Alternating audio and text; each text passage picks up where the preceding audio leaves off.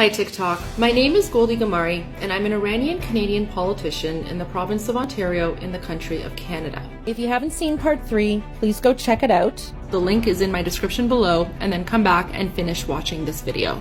This guy embezzled $2.6 billion of government money in Iran, money that should be going to the people of Iran.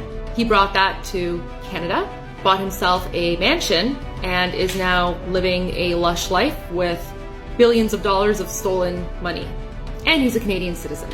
He also brought his family to Canada. Here's one of his sons who has a private banking business in Toronto. And if you're just thinking, oh, well, he was just the leader of some banks, I have some news for you.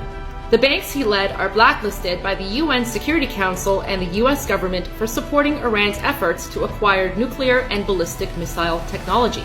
The banks were also closely related to the Islamic Revolutionary Guard Corps, a terrorist entity. And it goes on and on and on and on and on. In fact, there are numerous other accounts in the Iranian community of the Islamic Republic elite and their families making Canada their home and investing hundreds of millions of dollars in real estate projects in Toronto and elsewhere, spreading their illicit wealth, pernicious influence, and menacing networks in our country. By the way, the reason that Stephen Harper shut down the embassy in 2012 is because of this.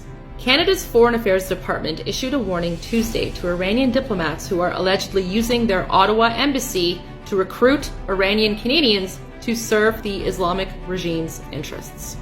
An Islamic regime official at the time with close ties to the embassy in Ottawa was on Iranian state media, which, as I've explained in my previous videos, is a propaganda tool for the terrorist and illegitimate Islamic regime in Iran. He mapped out how they have a very ambitious plan to recruit Iranian Canadians in order to serve the interests of the Islamic regime under the guise of cultural outreach.